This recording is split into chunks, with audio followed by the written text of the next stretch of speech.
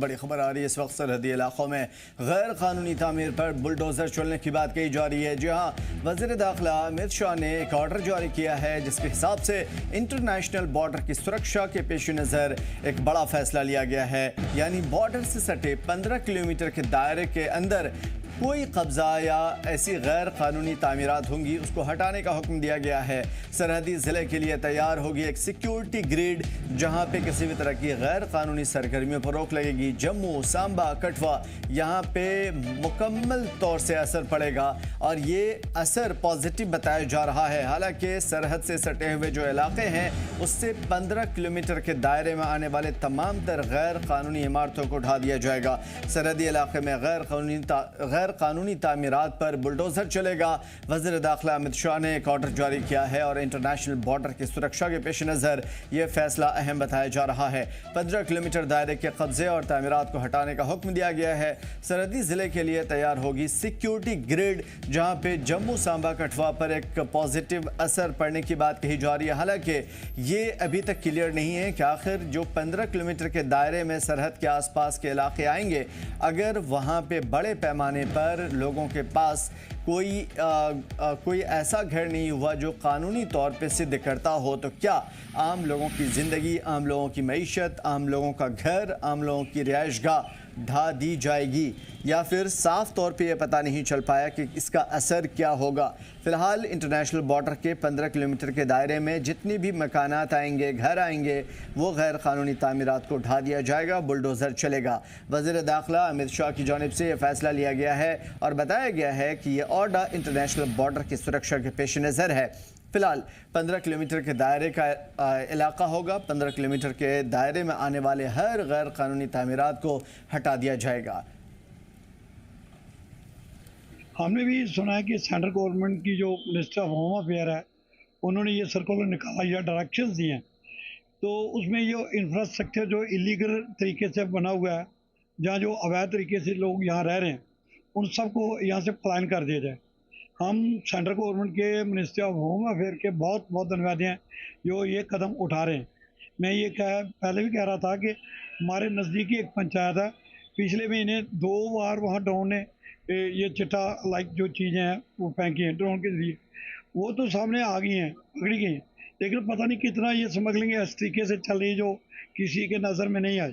तो ऐसा करने से एक तो पहचान होगी, अगर ये यहाँ के ये पता ही चला कि ये लोग जो हैं ये कहाँ से उठ कर आए हैं, कौन से सोर्स से इन्होंने मकान जहाँ इतने बढ़िया सब आलीशान बिल्डिंग है जहाँ बाकी चीज़ें ले ली हैं, तो ये हम कहेंगे कि यहीं के जो बसनीक है जब वो रहेंगे तो सभी एक दूसरे को पहचानते हैं। क्योंकि बहुत देर से, काफ़ी सालों से ये जो है देश के खिलाफ जो साजिशें रची जा रही हैं और बहुत सारे शरारती तत्व जो हैं वो बॉर्डर के नज़दीक आ करके उन देशद्रोही ताकतों को सपोर्ट कर रहे हैं।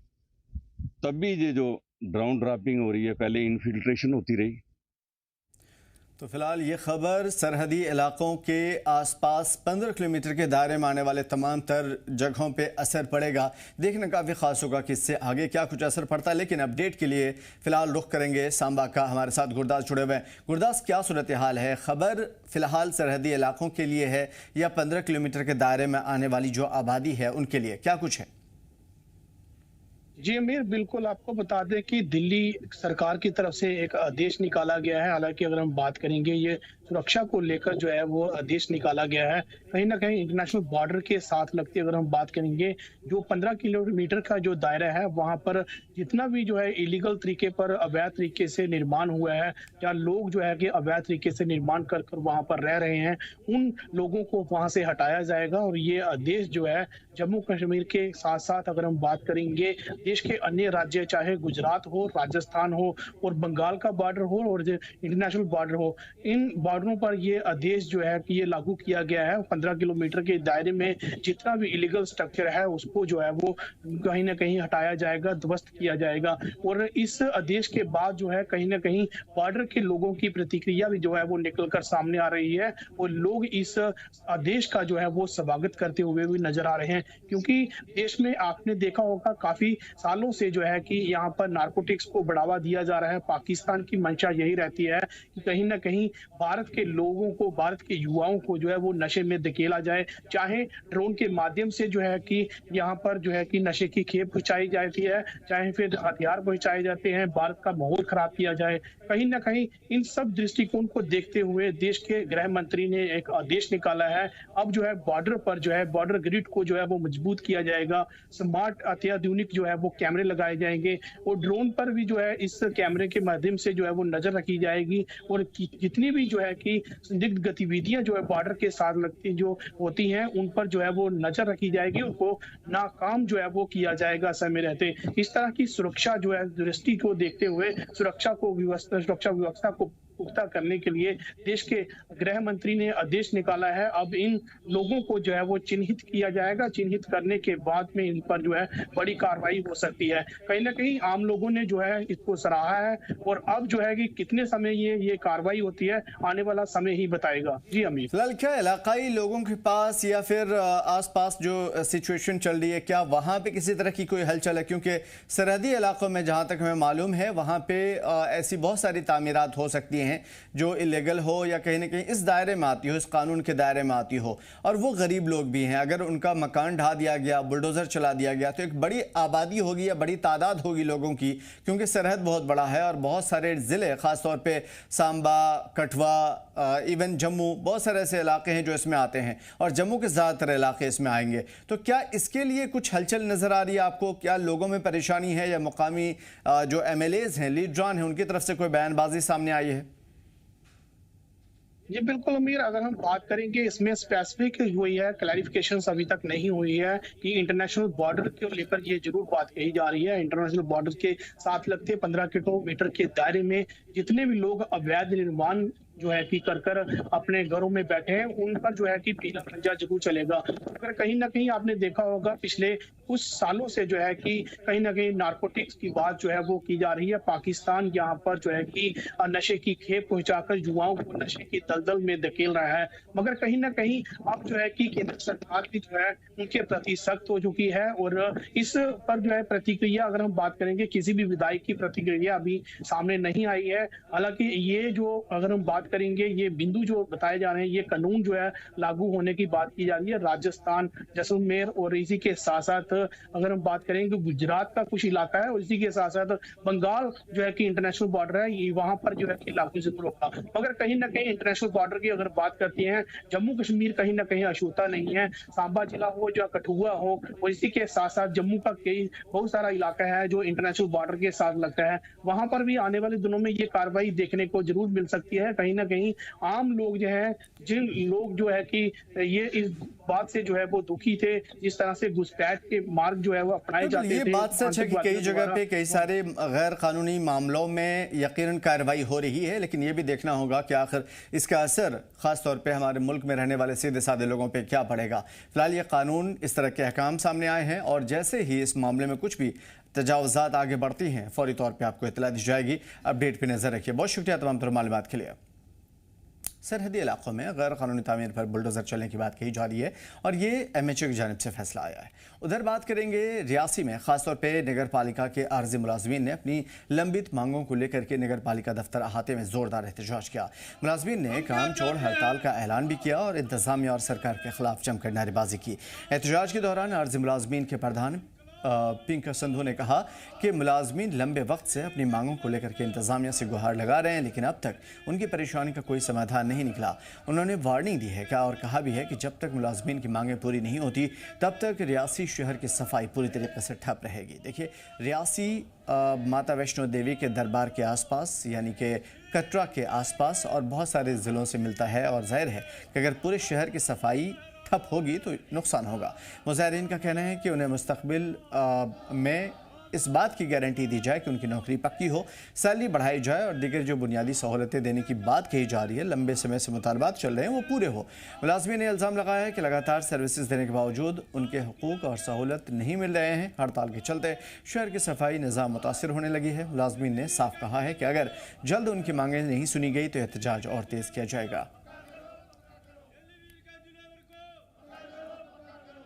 हमें जल्द से जल्द परमानेंट किया जाए और डेली प्रथा जो ठेकेदारी प्रथा है इसको बंद किया जाए और हम ये नहीं चाहते कि बार बार हम हड़ताल पर जाते हैं और हमारे शहर वासियों को तकलीफ़ में हम नहीं देख सकते।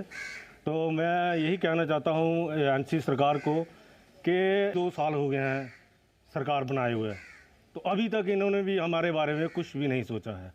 और हमारी फ़ाइल जो है कमिश्नर मैम के पास है, तो अभी तक वो हमें ऐसे ही टाल मटोल कर रही है। तो बात यह है सबसे बड़ी कि हमारे यहाँ आदमी बहुत ज़्यादा कम है। 16 बंदे हैं झाड़ू मारने वाले, बाकी लोडर वगैरह लगाए हुए हैं। हम पर काम का बहुत ज़्यादा बोझ है।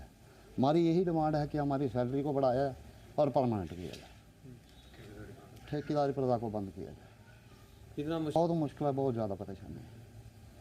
टाइम से खाना भी जितना खाना चाहिए वो भी नहीं मिलता, परेशानी है। मैं यही अपील करता हूँ कि जितने आदमी हैं हमारे, उनको परमानेंट किया जाए। रियासी का रुख करेंगे। अमन हमारे साथ ग्राउंड से जुड़े हुए हैं। अमन, क्या है पूरा मामला? जो मुलाजमीन हैं नगर पालिका के, वो बड़े पैमाने पर नाराज नजर आ रहे हैं।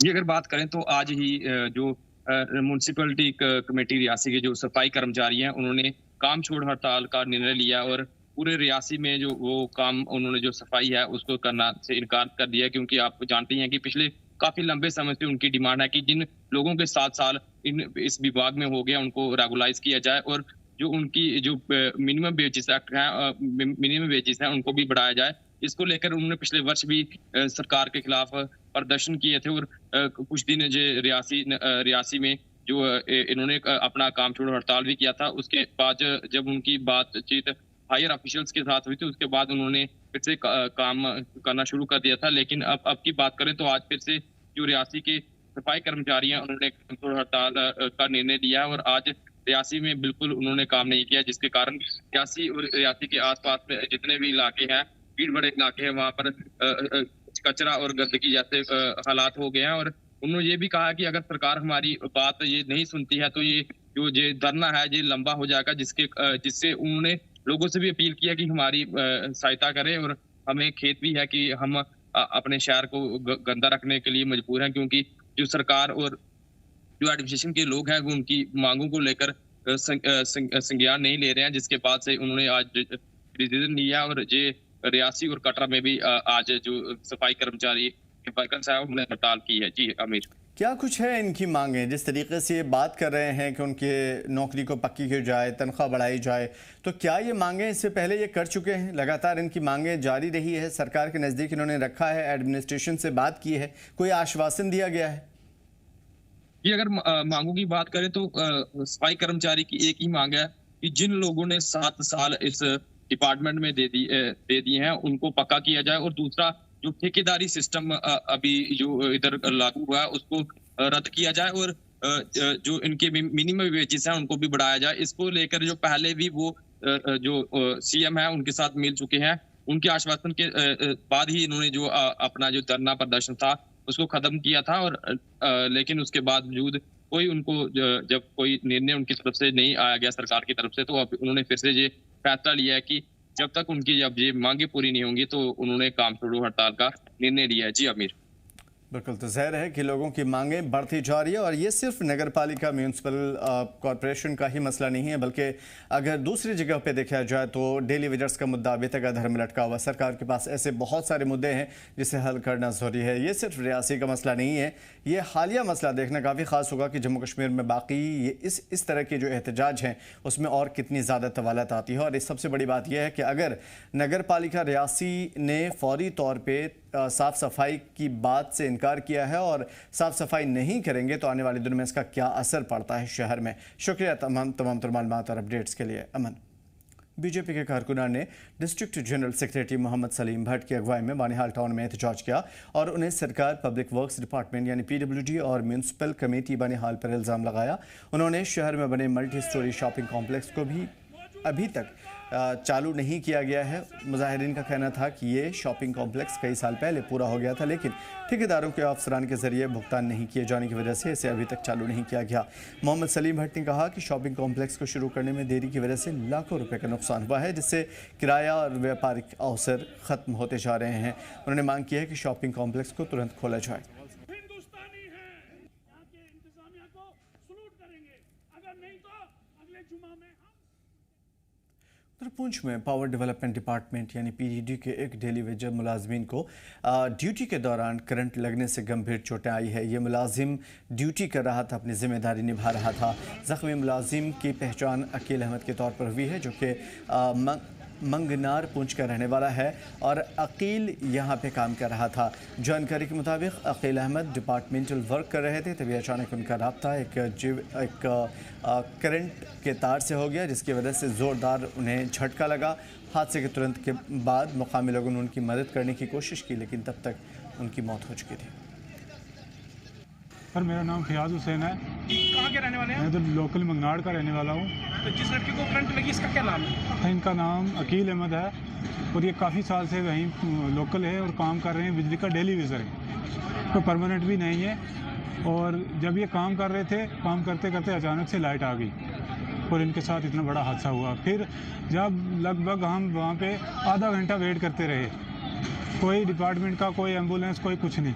लोकल गाड़ी अपनी घर की लेके आए, उन्हीं के घर के बंदे। तो यहाँ आते आते हमें लगभग पौना घंटा लग गया। शोपियां ज़िले के खेलर के पहालीपोरा इलाके में भयंकर ओलावृष्टि यानी कि हेल स्टॉर्म हुई, जिसकी वजह से सेब के बागात और खड़ी फसलें तबाह हो गई। हादसे के बाद किसानों में गम का माहौल है, क्योंकि उनकी रोजी रोटी इसी पर निर्भर करती है। जानकारी के मुताबिक ओलावृष्टि कुछ ही मिनटों तक चली, लेकिन इसकी शिद्दत इतनी ज़्यादा थी कि बड़े पैमाने पर बागात, खेत और सड़कें सफ़ेद चादर से ढक गई। मुकामी लोगों ने बताया कि इस कुदरती आफत से सेब के फूलों और दीगर फसलों को काफ़ी नुकसान होता है। इंतजामिया के मुताबिक ओलावृष्टि की वजह से पूरे इलाके में बड़े पैमाने पर किसानों को नुकसान हुआ है। दरअसल ओलावृष्टि और बर्फबारी में आसमान और ज़मीन का फ़र्क होता है। बर्फबारी, ज़ालाबारी, चूँकि आमतौर पे बहुत धीरे धीरे बर्फ़ रुई के गालों की तरह ज़मीन पे गिरती है, इससे नुकसान नहीं होता है किसी भी किसान का या फिर खड़ी फसलों का या फिर फूलों का। लेकिन अगर ज़ालाबारी होती है या फिर ओलावृष्टि होती है, तो बड़े बड़े पत्थरों के या बर्फ़ के टुकड़े आसमान से गिरते हैं और इससे फल या दूसरी जो पैदावार है खेतों के, वो उजड़ जाते हैं, तबाह हो जाते हैं।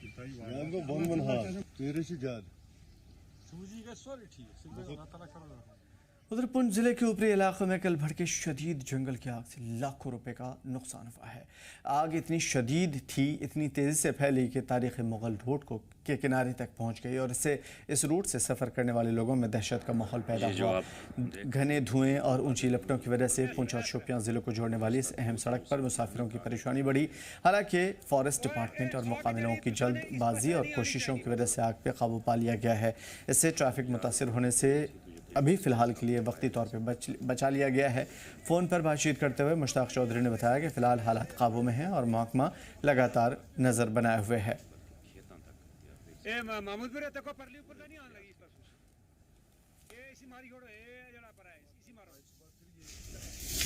अभी इंशाल्लाह ये पूरी तरह कंट्रोल है। ज़्यादातर जो राटन है, उस राटन की वजह से हमारा थोड़ा सा नुकसान हुआ है, राटन की वजह से। तो बाकी तो पेड़ हमारे इंशाल्लाह ठीक है, ज़्यादा नुकसान उतना नहीं हुआ है। तो कोशिश करेंगे, हम अभी मॉनिटरिंग कर रहे हैं कि कहीं कहीं बीच में से जो आग थोड़ी थोड़ी निकलती है रातन लकड़ी से, तो उसको हम कंट्रोल करने की। उस रोड के ऊपर जो जंगल में आग लगी थी, उसको बहुत जल्दी ही काबू पा लिया गया है और ये बड़ा अच्छा एक इनिशिएटिव लिया गया डिस्ट्रिक्ट एडमिनिस्ट्रेशन की तरफ से। और साथ ही साथ जो हमारे अपना डिज़ास्टर मैनेजमेंट की जो टीम है, उन्होंने इमीडिएटली इस आग के ऊपर काबू पा लिया और इस तरह से किसी भी यात्री जो हमारे आने जाने वाले, उनको किसी भी असुविधा की परेशानी नहीं हुई है। और इस समय रोड के जो ट्रैफिक है जो बहाल है और लोग आराम से। फिलहाल इस बुलेटिन में इतना ही, हमें दीजिए इजाज़त। देखते रहिए ज़ी चमक।